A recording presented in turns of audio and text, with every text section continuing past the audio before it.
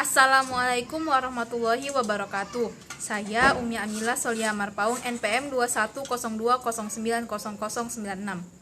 Di sini saya akan melakukan praktek konsep bunyi dan sifat-sifatnya.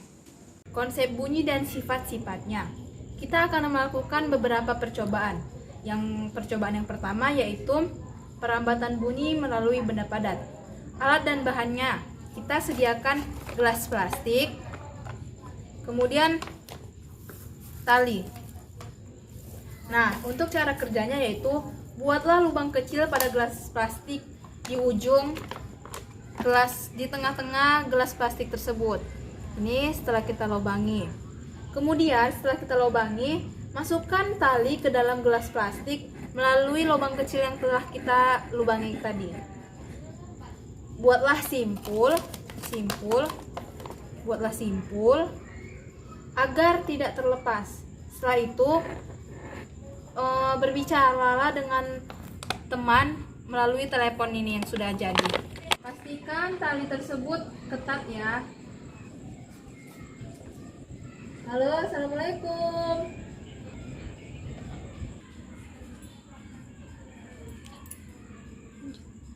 Nah, ketika kita berbicara tadi, kita dapat mendengar suara teman kita. Hal ini menunjukkan bahwa bunyi merambat melalui benda padat.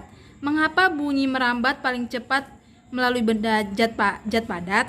Karena pada benda padat, partikel-partikelnya itu lebih berdekatan, jadi bunyi akan lebih cepat dirambatkan.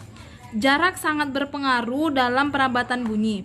Dalam hal ini, jarak adalah kerapatan sebuah partikel. Kedua, perambatan bunyi melalui benda cair. Alat dan bahannya yaitu yang pertama batu kerikil, yang kedua baskom, dan yang ketiga air. Nah, cara kerjanya, siapkan batu kerikil, kemudian masukkan air ke dalam baskom.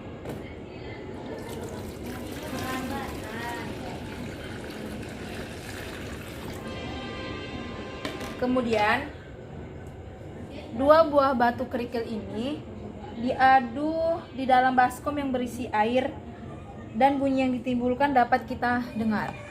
Kita masukkan lalu kita aduk batunya.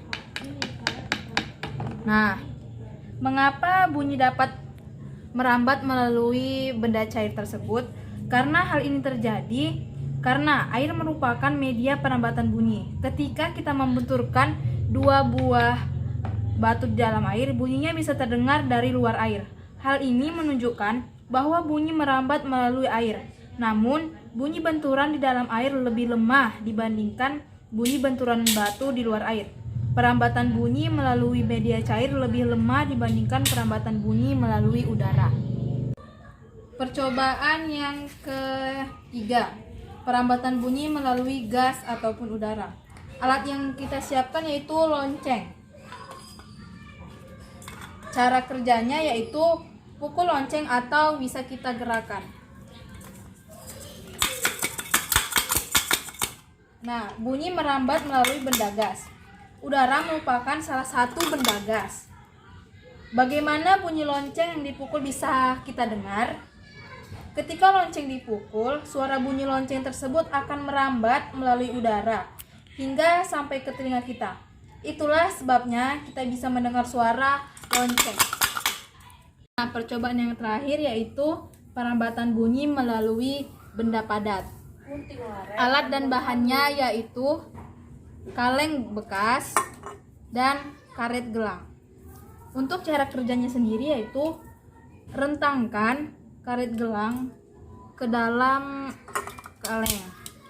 Kemudian kita petik karet gelang tersebut.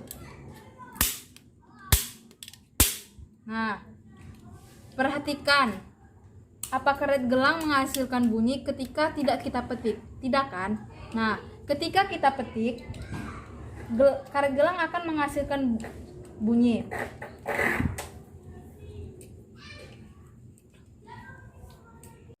Baik, kesimpulannya yaitu karet gelang yang kita petik di atas kaleng akan lebih terdengar suaranya, lebih nyaring suaranya ketika kita petik di atas kaleng tersebut. Kalau kita memetiknya tidak bersama kaleng, tidak di atas kaleng, bunyi tersebut akan lemah. Nah, itu bukti bahwa bunyi dapat merambat melalui benda padat. Demikian hasil praktek saya tadi. Mohon maaf atas segala kekurangan dan kesalahan. Mohon diperbaiki karena saya masih belajar. Wabillahi taufik wal hidayah. Wassalamualaikum warahmatullahi wabarakatuh.